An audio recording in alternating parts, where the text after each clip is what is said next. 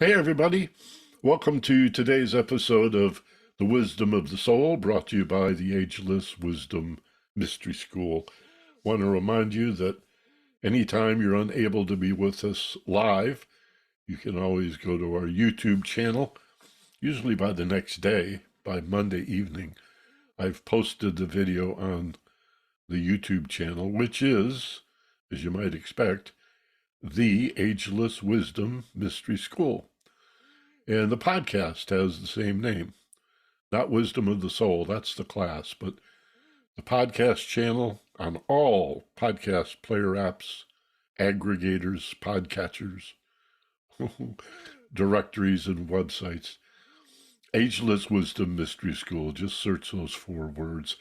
And if you'd subscribe, especially to YouTube, I'm begging for YouTube subscribers because we're so close to the magic number, at which point they will begin to promote us and suggest our classes, our programs to people who listen to similar programming. So do it for the group. To promote the class, just subscribe.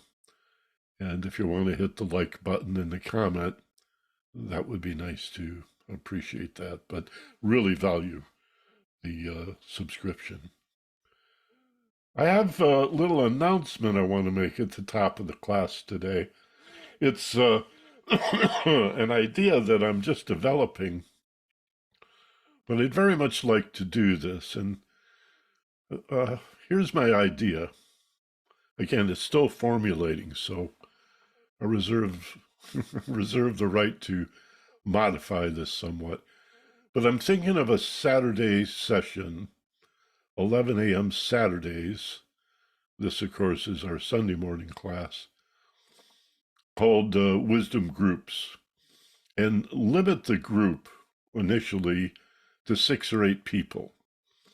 And if we get greater interest in more than 6 or 8 people, then I'll do a second group, and so on.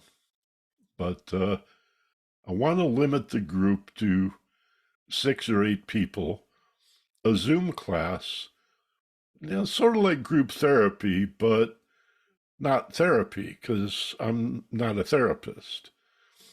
I do practice hypnotherapy, but it would probably be better thought of as hypnoeducation. Because therapy brings up connotations of healing, and we're more about learning.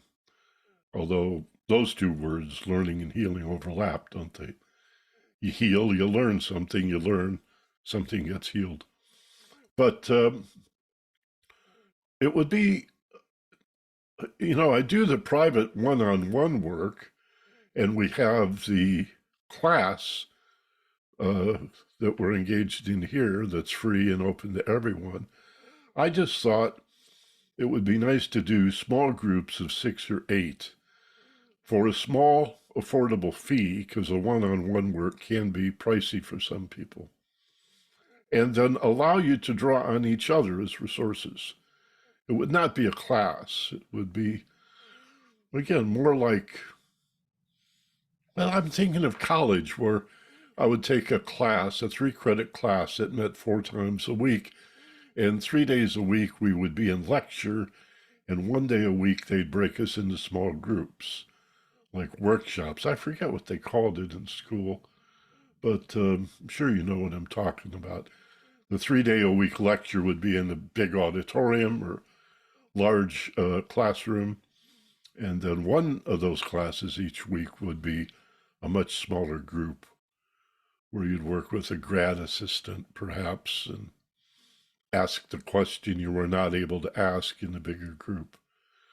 So by limiting it to 6 or 8 people, we could get to know each other, break up into little dyads. We can do that on Zoom, and help each other work on our personal and spiritual development in a group setting of 6 or 8 people.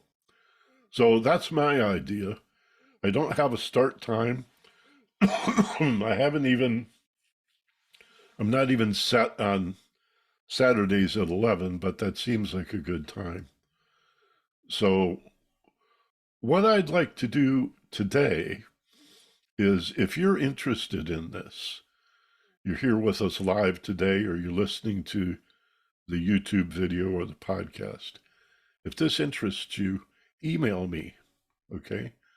Email me at awmysteryschool for Ageless Wisdom Mystery School, but the email address is just awmysteryschool@gmail.com. Shoot me a little email and say, yeah, I want to know more about that, or I'm interested in that, or I'd like to do it, but Saturday's not a good time. Just give me some feedback. Let me know of your interest, and that'll help me make some decisions about moving forward on this idea. Wisdom groups, limited to 6 or 8 people. And for how long? I see it as ongoing. So let me know about that. Meanwhile, this will continue to be free for everybody, and again, available through live Zoom, through YouTube, and the podcast. Today, we're going to talk about loneliness. And if you read the newsletter and the show notes, you know that I'm suggesting that loneliness is not what it appears to be. If it were, you could fix it by just getting up and going outside and, creating some friendships or calling up some people you haven't seen in a while, reconnecting. But many of us have friends and extended families, and we're still lonely. You can be lonely in a crowd. Also, why is solitude enjoyable and loneliness is, well, if not suffering, a matter of discontent and very stressful and at near pandemic levels? The COVID pandemic, I think, had a lot to do with it. But there's also the impact of technology, of everybody being on their phones and their iPads, and also the strange new ethic of not responding. It's been some time that people decided they didn't have to answer the phone, even though we know that the person we're calling who is not answering sees our name right on their phone. They know who they're. It's sort of insulting, right? When you call someone and you know they're there and they don't pick up and they don't respond to your voicemail and they pretend they never got your email and they ignore your text. And I know it's not just me. And so why are we doing this to ourselves? I think it's both an effect of loneliness, but also a cause of the experience that we're calling loneliness. But it's not a matter of being alone. So that's my topic for the day today. Let's begin with an opening meditation, and then we'll pick up on that a little bit. So, if you get comfortable in your chairs or your meditation cushion or the sofa, I almost said Davenport. Anybody know what a Davenport is? I think that's a Midwestern thing. Whatever furniture you happen to be sitting on, get comfortable, sit back, let your shoulders droop, balance your head, center yourself, and take a few slow, deep breaths. Inhaling, you pull in strength and power. Exhaling, you feel a letting go. A letting go of breath, but also a release of muscular tension. Do that 3 or 4 times. Nice, slow, deep, connected breaths. You're telling the brain and the unconscious that you're safe and that this is an appropriate time. This is a good time to relax. to let everything slow down,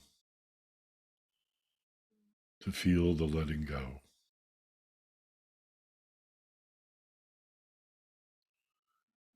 And then as you allow yourself to breathe normally, just scan your body with your awareness, continuing to release any muscular tension, wherever you find it. You probably know areas in your body where tension tends to collect. Is it in your neck and shoulders, in your back, in your belly, in your hips, in your legs? Let it go. As if muscular tension were a suit of armor, and you're going to drop it. And you drop the sword and you drop the shield and allow yourself to feel safe. Safe, vulnerable, yes, but safe enough to feel that open and that receptive.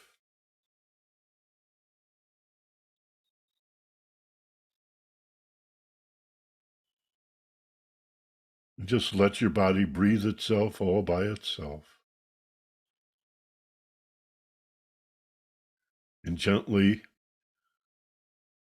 observe yourself becoming more and more relaxed.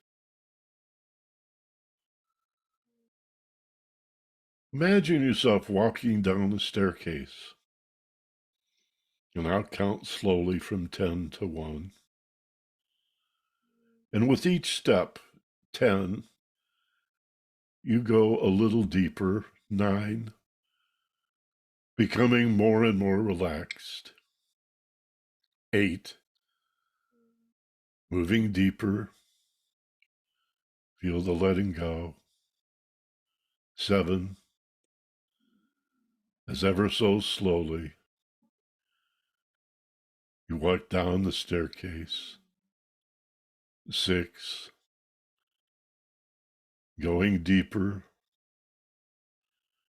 and deeper. 5,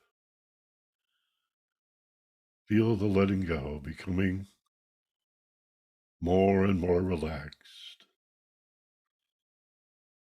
4, in a few moments, when we finally reach the number 1, you'll be much more relaxed than before. Feeling really great. 3, safe and relaxed. Going deeper and deeper. Feel yourself softening. 2, like a cube of butter on a warm day, yielding to the warmth and the wonderful feeling of deep relaxation and peace. And 1, stepping off the staircase. Imagine yourself moving out through a set of doors into a beautiful garden.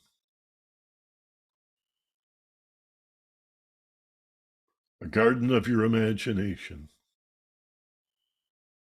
Whether it's beautifully landscaped or more of a wilderness.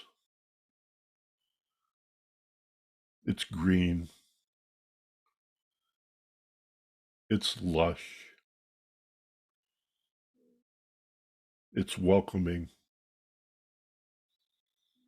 And you feel the urge to simply wander, to meander, and to explore this beautiful place of perfect peace, this peaceful place of ideal relaxation. Allowing my voice to guide you. Listen also to the birds.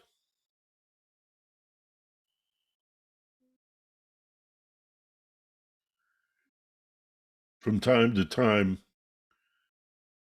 you will hear gentle breezes in the treetops.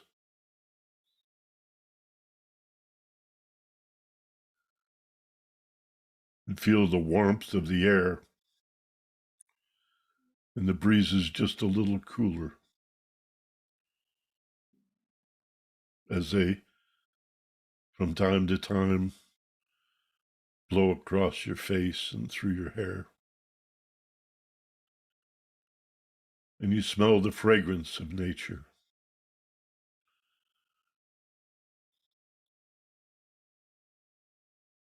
It's as if time stands still. There's no place you'd rather be,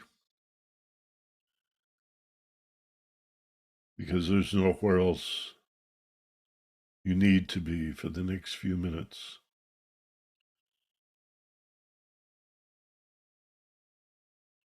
You just explore the feelings of deep peace and beauty and a kind of a warmth and sense of not just safety. Yes, you feel safe, but more than that, a sense of belonging, a connection, as if this place, this whole area, far from the roads, farther still from the cities,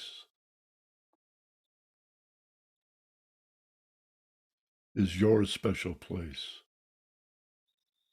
your secret place, your solitary place of ideal relaxation and perfect peace.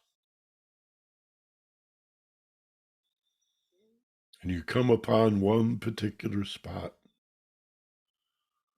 that's more attractive, more peaceful, more beautiful than any of the others. And you sit here. Maybe there's some water here, maybe a little pond or a small lake, maybe a little stream spilling down the hillside. You can hear it splashing on the rocks. And in either case, the sun sparkles off the water.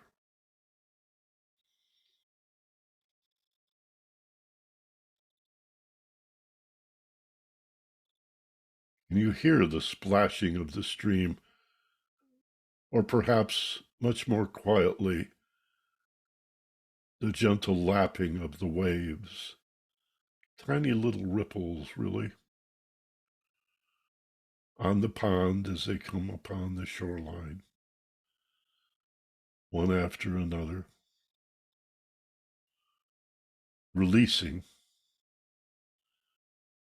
and then flowing back into the pool, moving in, releasing, and flowing back into the pool, around and around. And you feel that connection.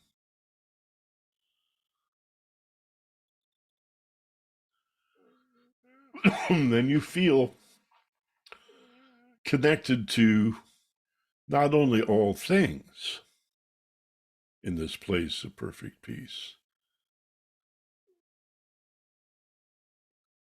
But you feel connected to the connection of all things to each other. The sense of separation has already faded away. The sense of alienation has left you. And you realize this is one of the things we love about being in nature, is we lose that sense of being separate or disconnected, not belonging or not fitting in somehow.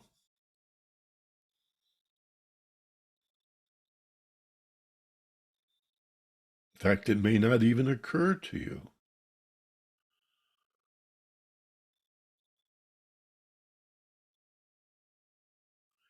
And yet, by gently placing your attention upon your natural connection to all things, a connection that is so natural, we call it nature.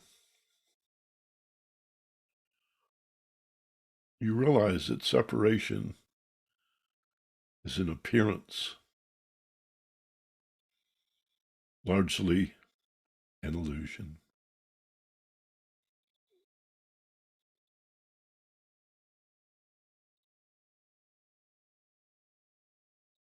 There is no separation, not really.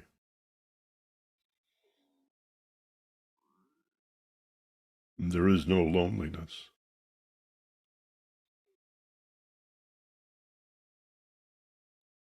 There is no despair.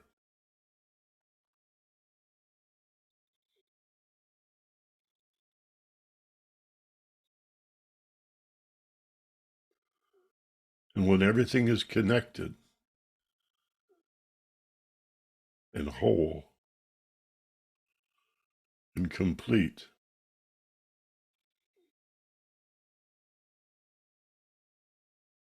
there's nowhere to go. You're already there.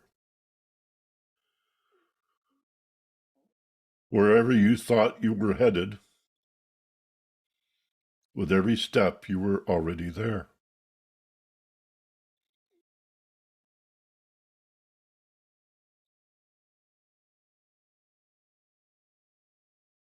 Because everywhere you go,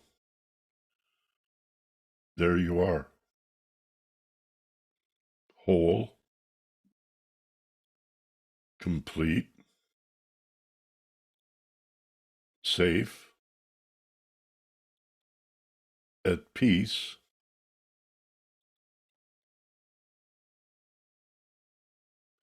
and happy for no reason.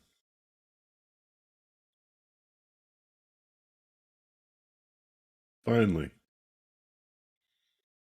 enough is enough. You feel the deep contentment in completion.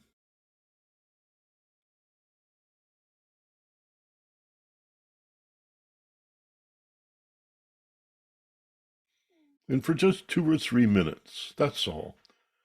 Just 2 or 3 minutes now, until you hear my voice again. Let's sit in silent contemplation of the beauty of this place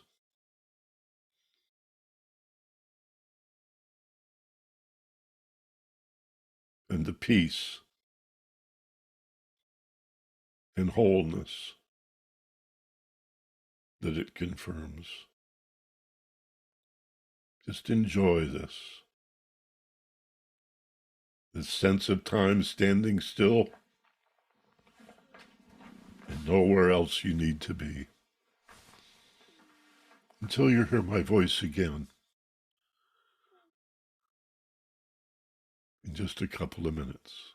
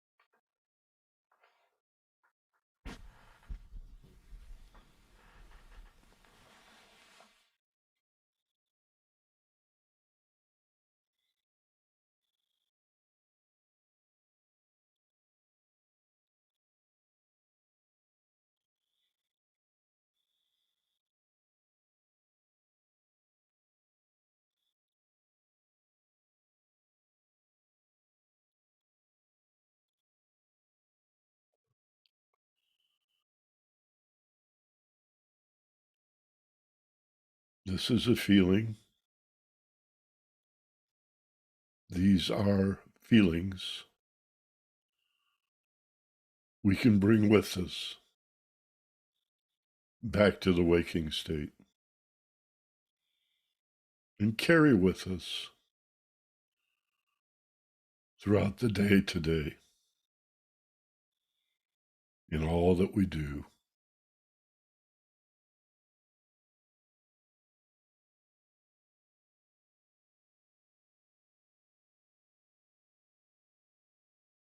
Simply affirm that you are connected to all things, that every breath that you take, you are inhaling molecules of air that have been inhaled and exhaled by countless life forms, human, animal, plant.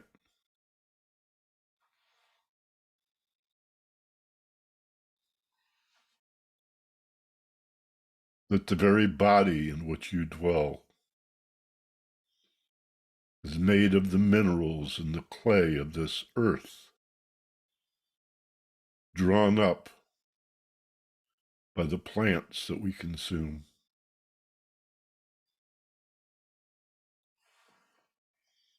And in many cases, the animals that consume the plants, and which are then consumed in this cycle of life. But it's a closed system.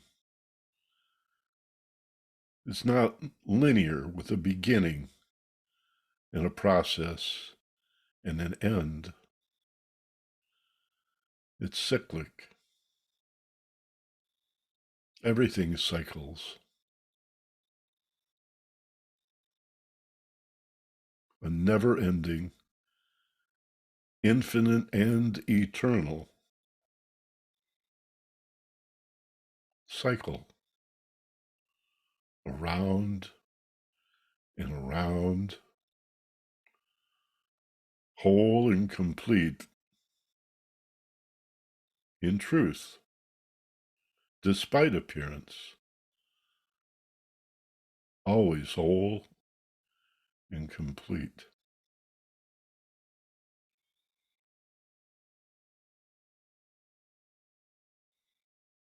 You don't need to hold on to anything, especially love and peace and happiness. Let it go, for it is everywhere equally present. Wherever you go, that love, that peace, that fulfillment and joy,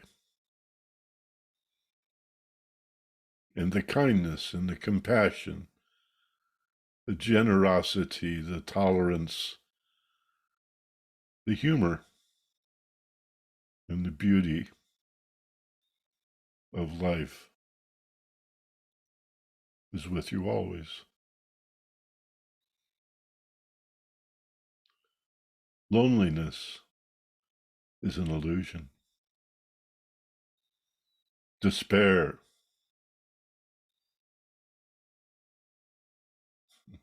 and boredom are nightmares. The only truth you will ever find in these things is that which you project from your anxieties and fears.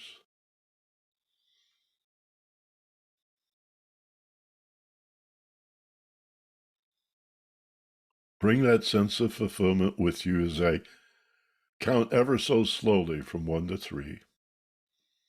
And in a moment, 3 will be wide awake and back in the room. But take this time as I count 1 to simply form the intention to return to wide awake with a full memory and a deep understanding of what we've created for ourselves here. And 2, a kind of a rising up, a floating up, as if you were drifting in a hot air balloon, or like a scuba diver gently coming up toward the surface of the water. Reaching out in 3, eyes open, wide awake. Open your eyes now, wide awake. Eyes open, back in the room, feeling fine, rested, feeling better than before. Stretch a little bit, one way, stretch another way. Gently stomp your feet, get back in your body. And welcome back, wide awake, wide awake. All right, so that's my point. That's my story, and I'm sticking to it. Loneliness is relatively a real experience. Relatively, it's real.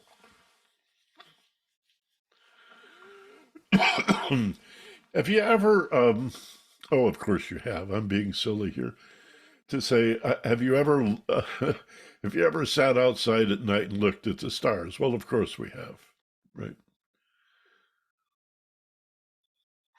I have this little ritual that I do. I don't do it as often as I would like because I too become deluded and confused and suffer sometimes from the impression that I'm busy. But when possible, especially in spring nights or fall nights, most of the year, actually, I'm in the desert, as many of you know. So there's maybe 60 or 90 days where it's just too hot to sit outside even in the evening. But I like to go out in the twilight when the sun's low in the sky and wait for Venus to appear. Sometimes Venus is a morning star. Right now, it's not a star, it's a planet. They call it the morning star. Sometimes the evening star. Right now, in its orbit, it's an evening star. And to see, why do we call it a star? It's not a star. And we see Venus in the sky, in the western sky as the sun sets. And you see it long before you see any stars. So one of the things that occurred to me, maybe the primary thought that I have when I watch Venus getting brighter and brighter as the skies, transition from the blue of daytime to the black of night. One of the things that attracts me about watching it get brighter and lower in the sky is my connection to the millions, the hundreds of millions, the billions of people from the beginning of time that have done the same thing, that have sat outside in the evening and watched this planet, the sister planet, Venus, sink lower and lower into the sky as the sun sets, as almost a signal or invitation for all the stars to pop out, to let Venus have her way with me. And that, hopefully that doesn't sound too odd to you, but that connects me to everybody who's ever looked at Venus and thought, why is that so beautiful? Why is that so attractive? For that matter, what is it about a sunset?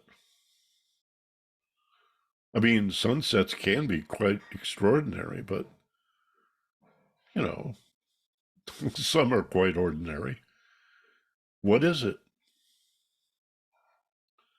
I think it's the peace, the lack of activity that creates this connection. And I think that's what we miss. It's not just the technology, the phones and the iPads and the computers and the apps, and that's a big part of it. This COVID thing we've been through, I think, has been much more traumatizing than we really know, in creating this sense of loneliness, this disconnection. But all you have to do is go into nature and that melts away. And if you say, well, the mountains are too far away, the beach is too far away, well, you've got a city park, perhaps. Or, with any luck, a tree in the backyard that you could connect with. When was the last time you climbed a tree? Be careful. But if you're up to it, get up in that tree or sit at the base of the tree and lean back against it, or actually hug the tree, or dig in the ground. Garden, plant flowers. Connect to the earth. And wham, bam, this sense of loneliness, just this, like boredom, just disappears. So if boredom, or our topic today, loneliness, if it were what it appears to be, then we could just go out, meet somebody for coffee or lunch or whatever, and chat them up and not be lonely anymore. But it's not that easy, is it? Loneliness is, according to the studies that I've seen recently, at epidemic or pandemic levels. It's a real serious situation, and people aren't sure what to do about it because just hooking up with other people is not really uh, alleviating the feeling. I'll tell you what I think it is. I think that loneliness and boredom and despair are symptoms of a meaningless life. And that the relationship we're looking for is a relationship we already have, but have yet to discover and develop. And that's the relationship with ourselves. I, long ago, long ago, accepted that my dedication to this field of transpersonal psychology or metaphysics, esoteric philosophy, Prisca Theologia, the perennial philosophy, whatever you want to call this stuff, was not ever going to be all that popular. There's not going to be crowds kicking in the doors to get to a seminar like this. People who seek this out, those of you who are watching me now and listening to what I say, are by definition quite exceptional and extraordinary people. However you understand your motivation for being here, set that aside for a minute and just notice that, in fact, hey, you are here. When most people are terrified at the prospect of discovering, much less developing, just discovering who they are. Completely uninterested.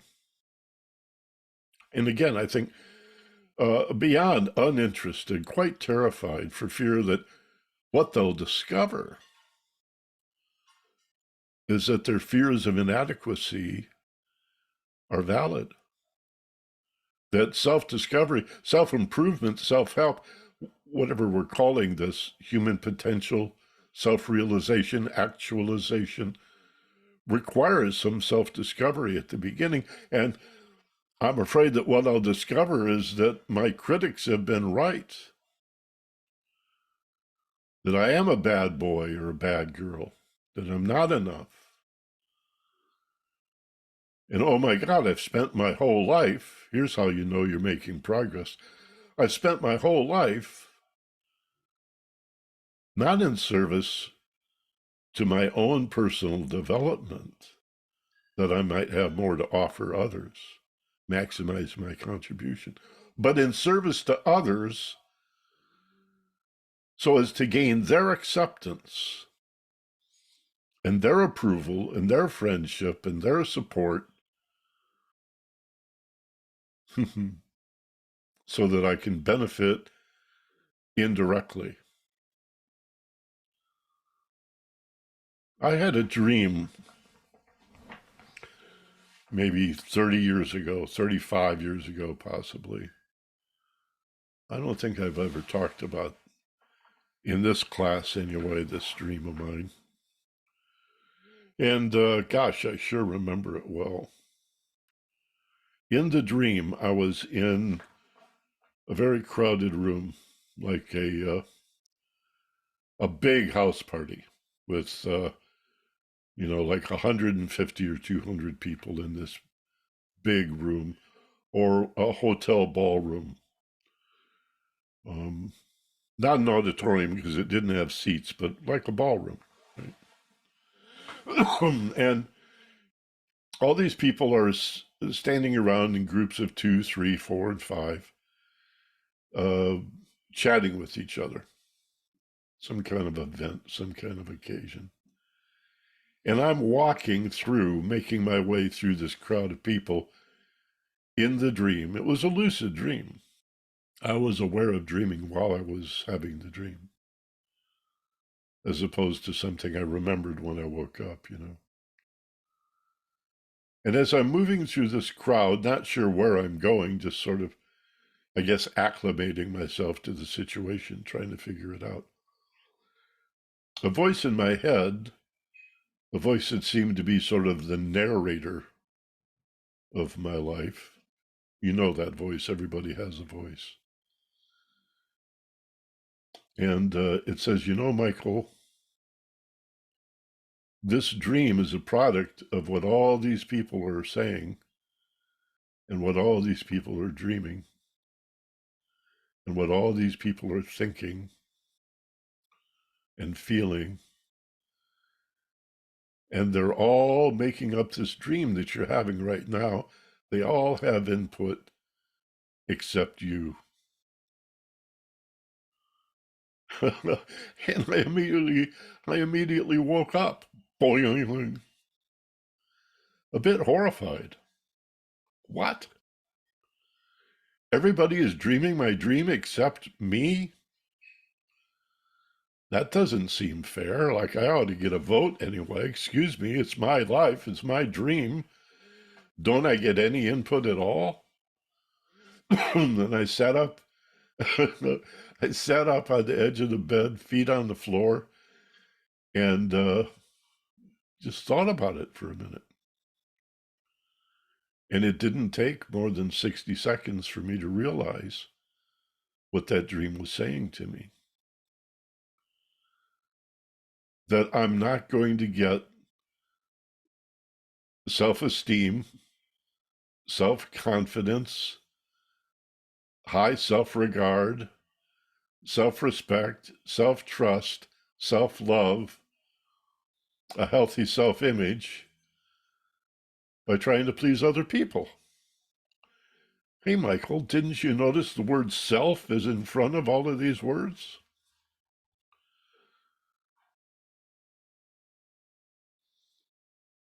Remember, before the Mexican drug cartels took over the urban gangs in America, there were the Crips and the Bloods, and they'd shoot each other. There still is some of that going on, although most of the drug activity now has been taken over by the cartels.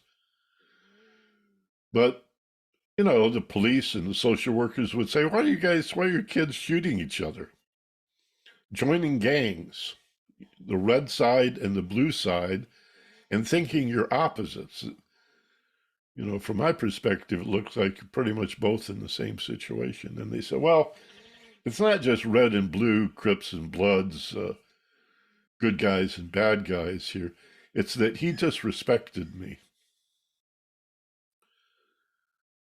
And respect is a big thing in every community, right down to the street. But how is it that so many of us, I don't care if you're college educated, graduate degrees, or a kid on the street that didn't get past the 8th grade, why is it so hard for us to see that when we respect ourselves, you cannot be disrespected by another person? You become bulletproof. If you love yourself, you become less needy and less likely to betray yourself in order to earn that love by dancing to another person's tune.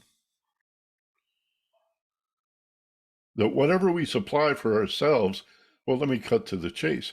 The more you know the truth of who you are, the less it matters what other people think.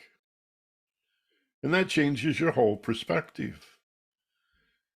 You become less codependent. Instead of needing them to supply you with something you already have but don't know how to acknowledge and develop, you're able to provide that for yourself and then be of greater service to other people, which makes us even more happy. You can empathize and have compassion only to the extent that you have self-compassion.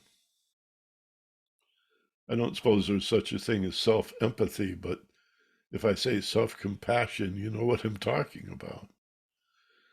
It's not feeling sorry for yourself. It's knowing yourself well enough, having studied yourself and your patterns and your habits, that you begin to see that in other people. Not from a judgmental, I'm better than them, or oh my God, I hope they're not better than me,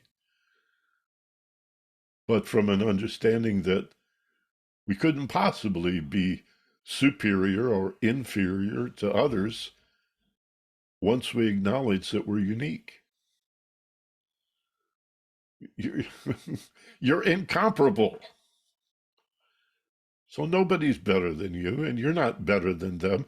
And conversely, nobody is inferior to you, nor are you, or could you be inferior to. You're just different. You are who you are. Why is that so terrifying? That we'd rather put it up to a vote, search other people, dance for them, sing for them, serve them, in the hope that we can avoid being rejected by them and instead be embraced by them, and then and only then feel good about ourselves. That's what leads to the loneliness and the boredom. It's not a lack of friends or friendships. It's a lack of understanding yourself. What makes you tick? Why do you think and act? Why do you feel the way you feel? Especially when it's different from the way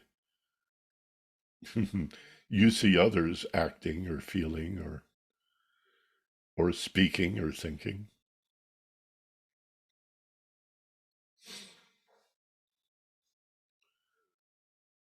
So central to the meaning of life, bullseye, dead center, the meaning of life. And this speaks also to having a purpose in life. I'm not sure those are different. No, I said that wrong. Many people believe meaning and purpose are synonymous.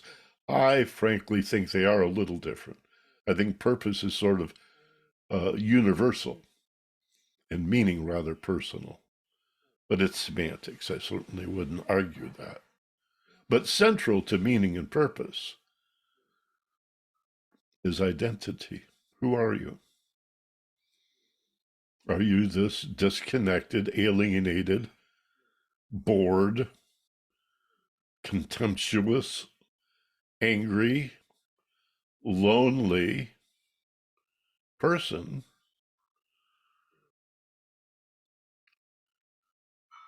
Or are you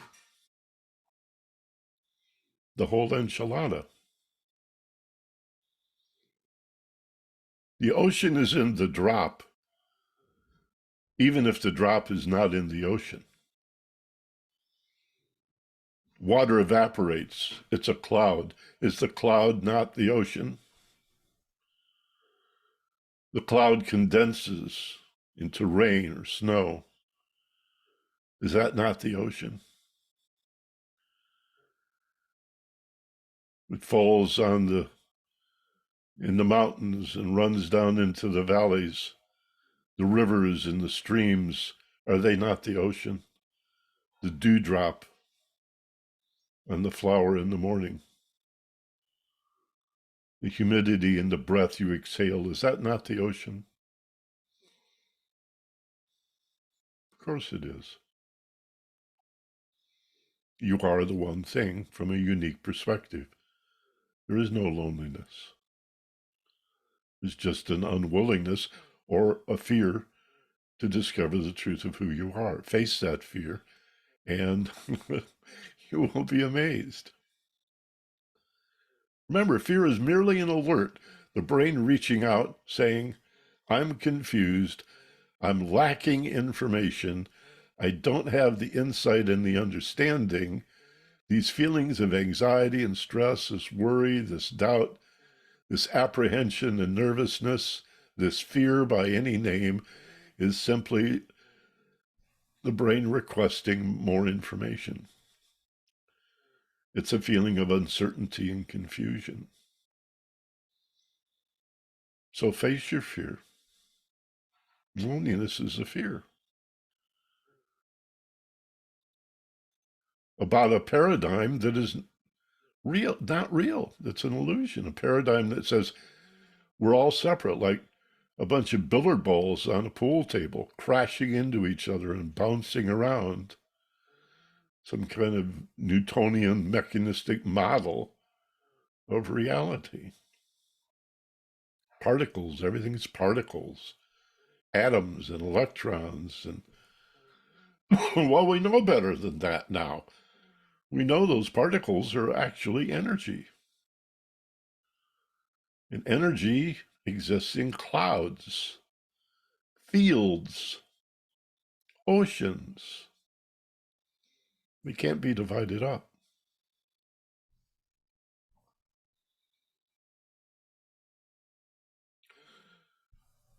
I want to go to the Q&A early.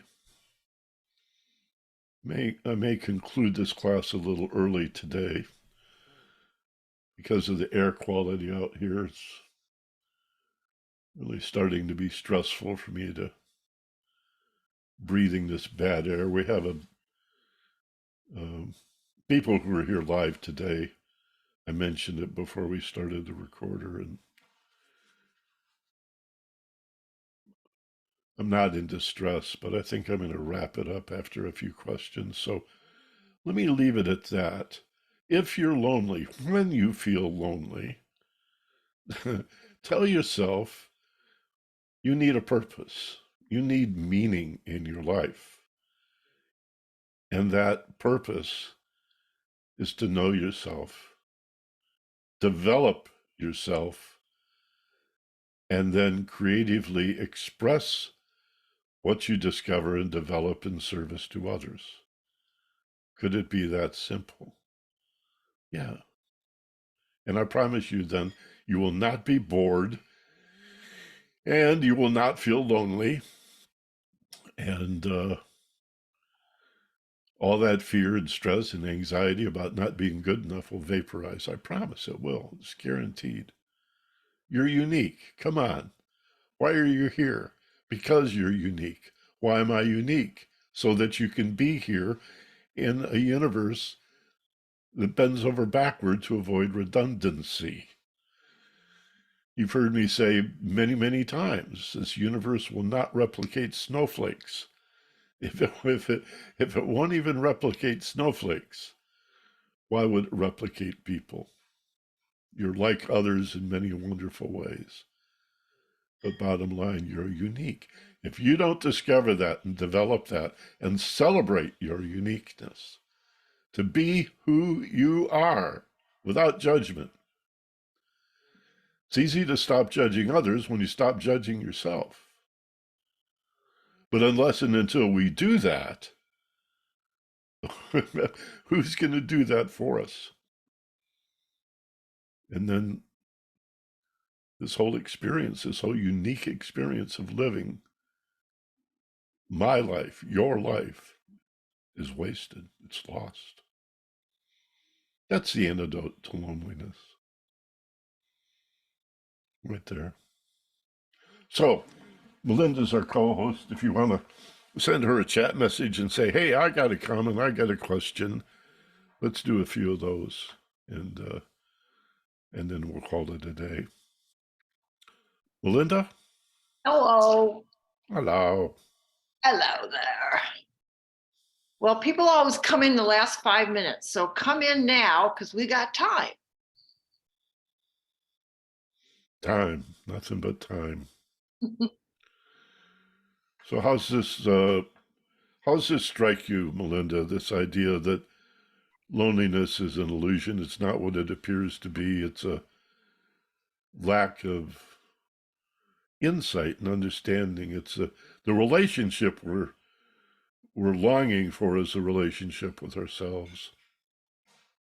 I try to plug it into my own situation. I do live alone and I have family in Phoenix, but then I go away for the summer and I ended up moving back from California, which agrees with my asthma better, back to Phoenix, where the air is dreadful, because of loneliness, frankly. Even though I had people around me that I knew and that I considered friends, there was just this, it's a deep emotional, almost like something missing.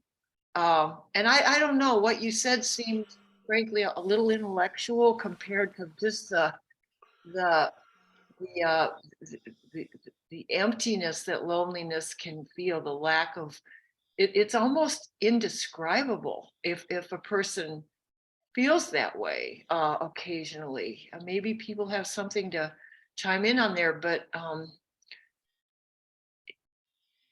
it's Well, do you relate to me connecting loneliness to boredom and despair? I never get bored, but despair can ring a bell. And let me see, somebody does have something to say. Yes. Oh, Rosemary wants to say something. But despair, yes, despair and loneliness, I think, are cousins. Get along real well. Okay, Rosemary.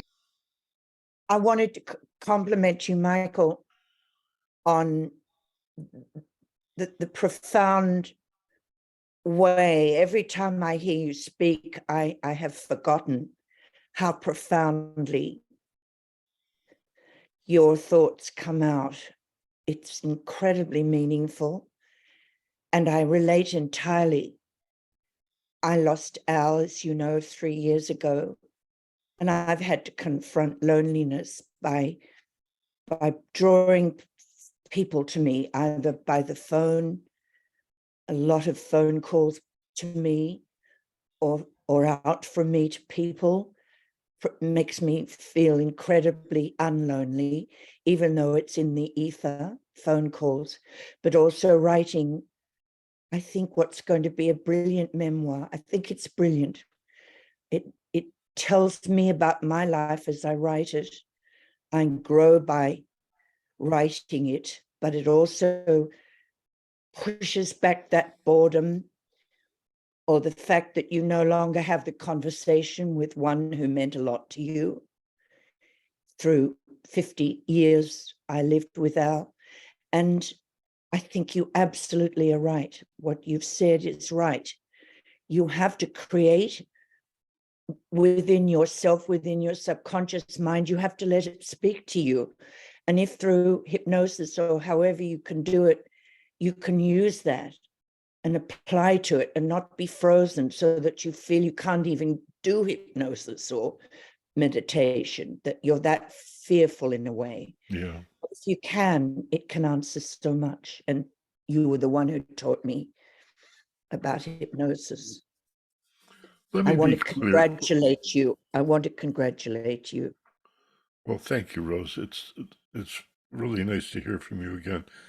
Um, let me use this opportunity to acknowledge the horrible grief and loss of losing someone that we love. Um, it's where Buddhist philosophy begins. As I think you probably know, the first noble truth in Buddhism is there is suffering in life. You shall know suffering.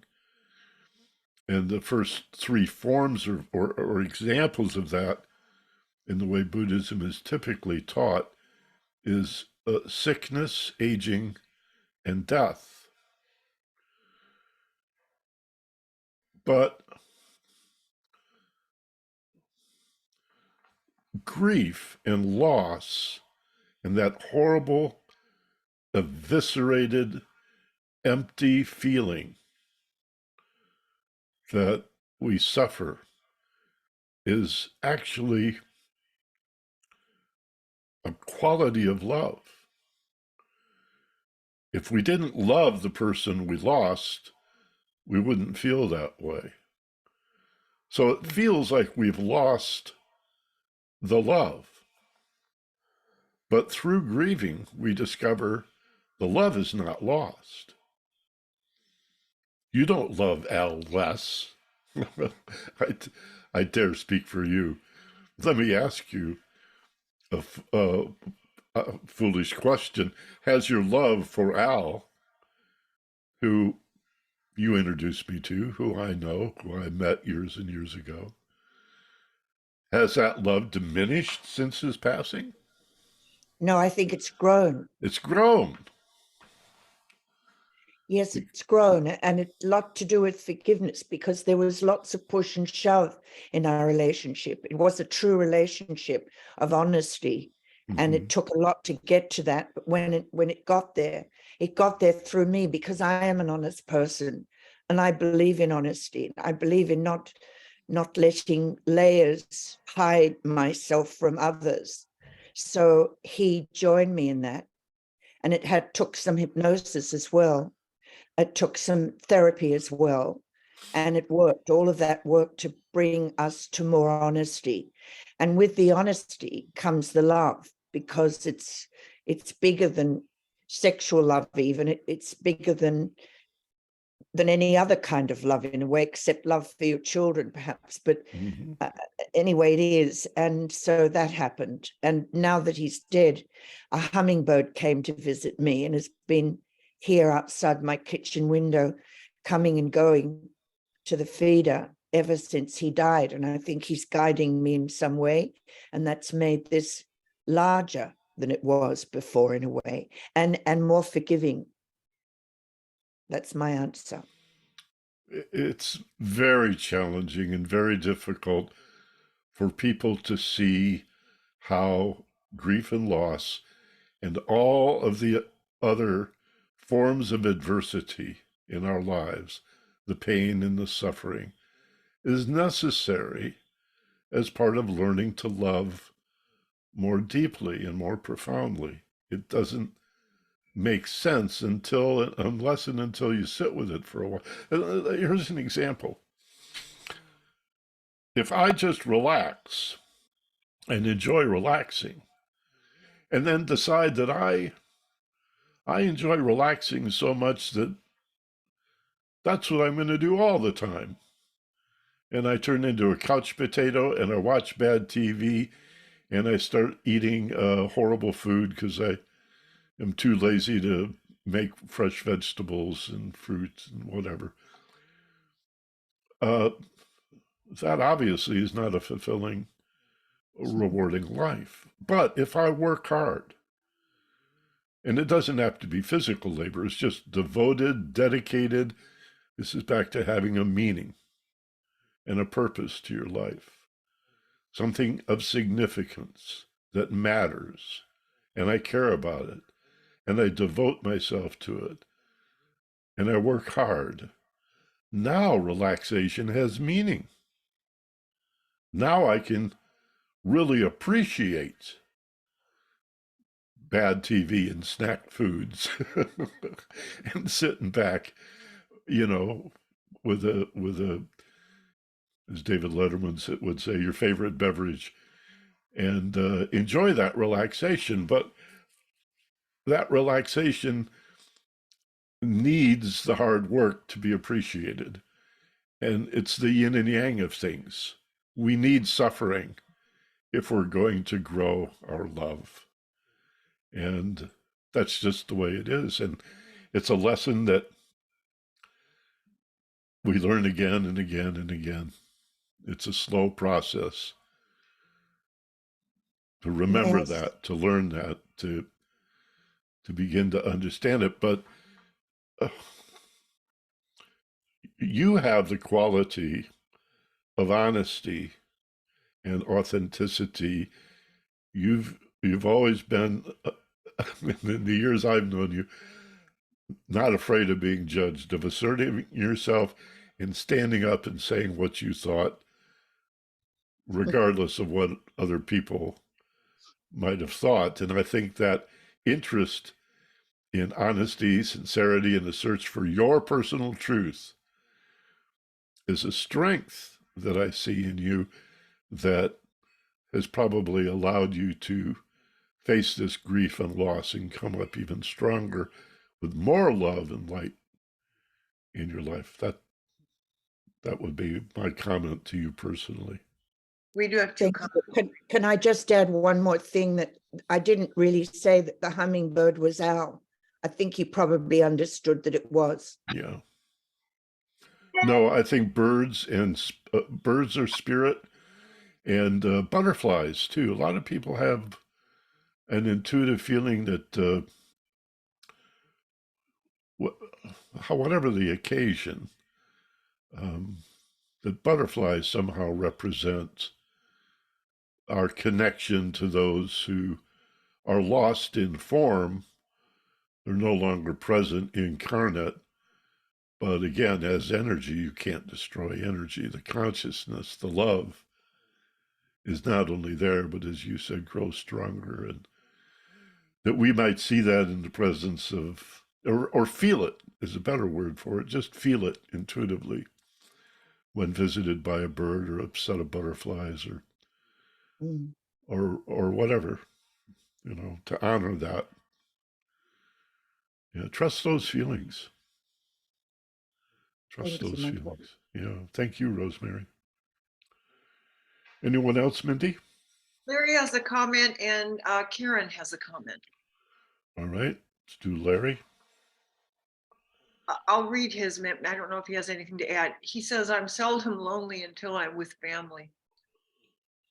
Oh. I don't know what to say to that one. Yeah. Larry, do you want to comment on that further? Am I on? Yeah. Well, my family, all of my family is dramatically different than me. And I'm happy with who I am. I know who I am, and it's okay and it's good. But when I get around them, they're constantly trying to change me. They're constantly trying to tell me how bad I am. And my religion is wrong and bad. My politics is wrong and bad, and all of that. So, I just feel disconnected from them, and so that's when I feel lonely. I can pretend that we're family when they're not around, but when we get together, then I see the vast gap between us. I don't like to be a Dear Abby advice giver. Okay. So I'm tempted to tell you how to fix that, but that's the wrong context. What I would offer you is a suggestion, perhaps, where I would take it if I had that issue. And we do have that issue with somebody in our lives, many people in our lives, whether they're in our particular family or not. There's always that irritant, that crazy uncle at Thanksgiving or whoever. There's always somebody. Maybe it's somebody that you really like and care about most of the time, but every once in a while they show you a side that's like, whoa, what was that about? Um, all I know to do with that is work on compassion and consider that it's their issue. If they need to change you, the discomfort that you represent is their discomfort that they're projecting on you. And Larry, if only you would change, then they would not be uncomfortable. But that's not true. If you changed or didn't even exist, somebody else would make them uncomfortable with who they are or who they fail to realize they truly are. And you got to let them have that. You don't have to do anything, but you could let them be responsible for their discomfort and not take it on. Though there is a sadness, I understand. Everybody wants to be understood and loved for who they truly are. So I compassion don't think is it's recognizing that they suffer. They're just projecting that on you. And you don't have to give them the power if you develop a sense of self that is so strong, so authentic, and so genuine that it doesn't matter what they think. And because they're family, there'll always be a bit of a melancholia around, gosh, it would be nice if my family accepted me for who I actually am, but Well, that's pretty much where I'm at. yeah, I yeah, mean, I've been in a struggle for many years about this, and that's pretty much where I came to.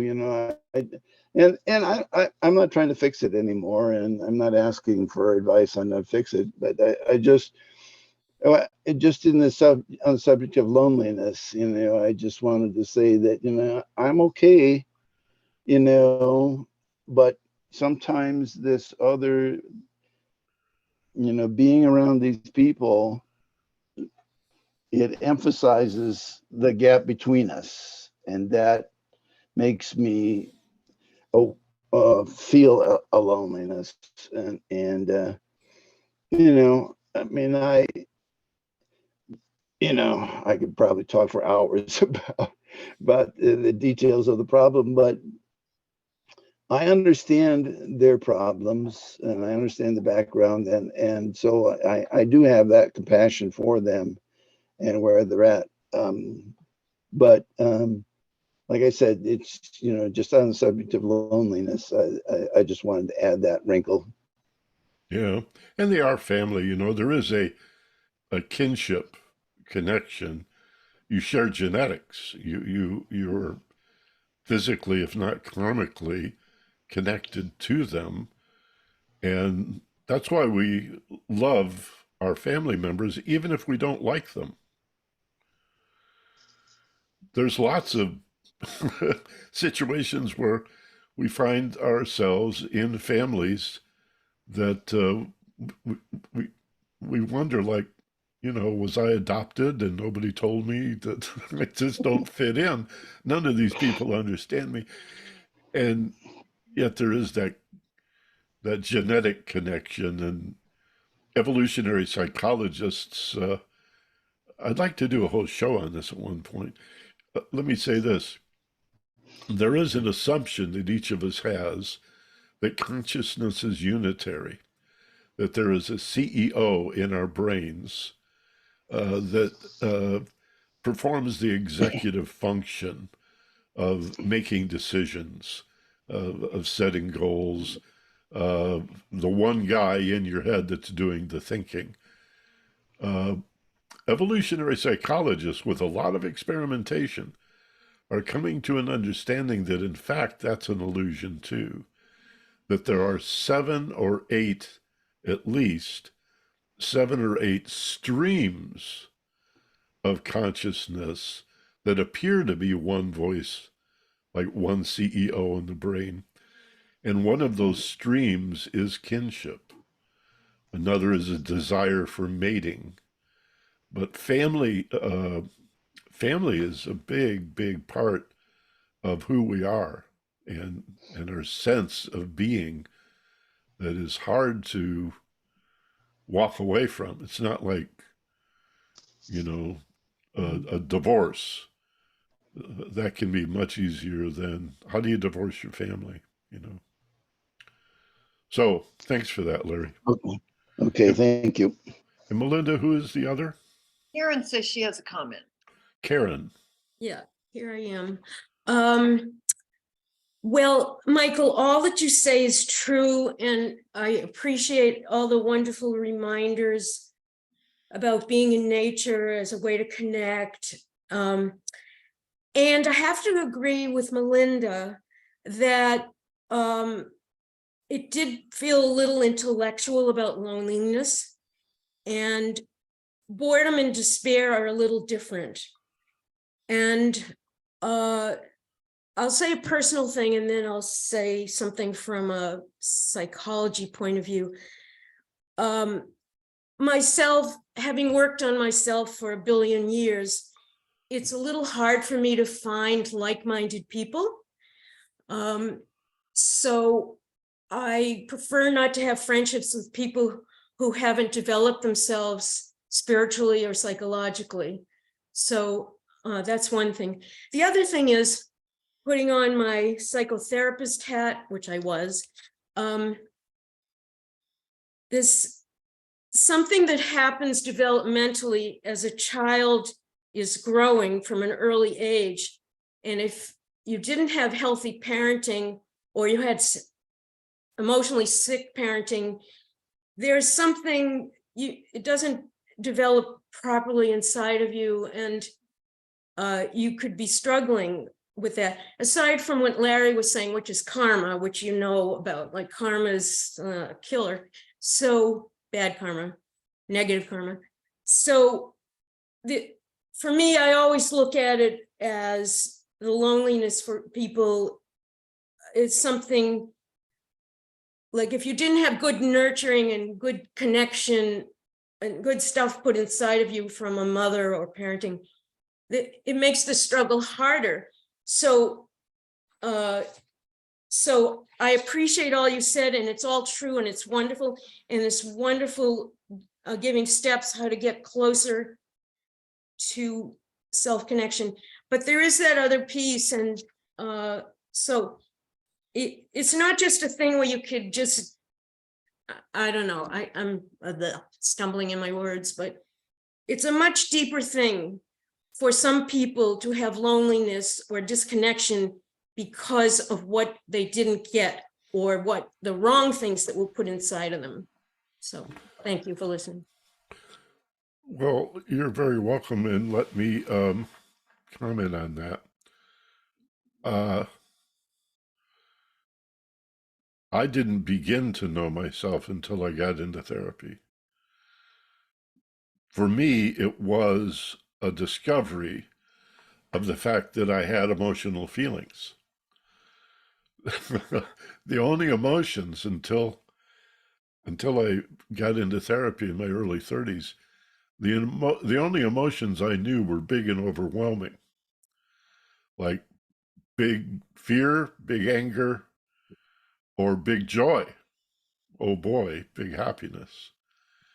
I didn't know subtle feelings, and I didn't know that I could feel them in my body. And I didn't know they had color and texture and temperature and form and shape, and that they had their own ebb and flow, their coming and going, and the kaleidoscopic nature of emotions was all new to me. And I think often I come off as intellectual for that reason. That's been my approach. Because of my pain, my family issues, it wasn't safe enough to feel those feelings. I was not allowed to be angry. What child is allowed to be angry? I was not allowed to cry or be afraid. And as a kid, I was afraid. I was afraid of Santa Claus. I was afraid of my first day at school. I remember it was so traumatic. What do you mean you're leaving me here? My mother took me to school and said she was going to leave. I had no idea. Nobody ever told me that was ever going to happen. I freaked out. I adjusted pretty quickly, but I was a real scaredy cat. Big animals, farm animals. No, very frightening. So I wasn't allowed to express that. I wasn't allowed to feel it. Boy children in particular, as I think you probably realize, are programmed to see emotions as a weakness. And the worst thing you could call a little boy, especially in the 50s when I grew up, is a girl. Our football coach would motivate us by calling us girls and tell us not to wrinkle our pretty little party dresses. So all that machismo and that insensitivity was trained.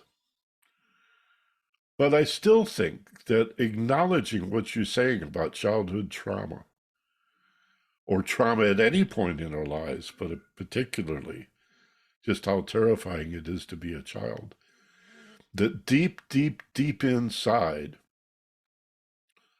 at a more fundamental level is a spiritual loneliness that Roberto Assagioli, the theosophist, psychotherapist, founder of psychosynthesis, Assagioli called it divine homesickness.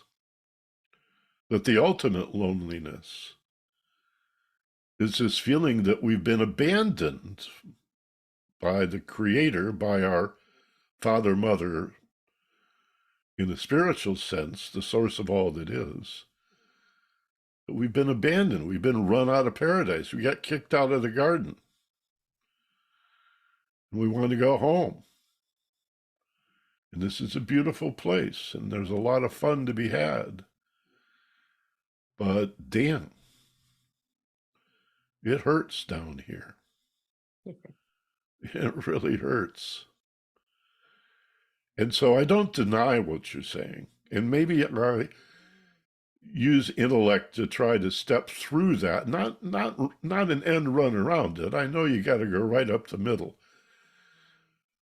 But I'm anxious to get to bridging that spiritual separation anxiety, akin to what happens when you don't let a newborn baby bond with its mother, for example. Again, something in my generation, previous generations, babies were born and they took them away.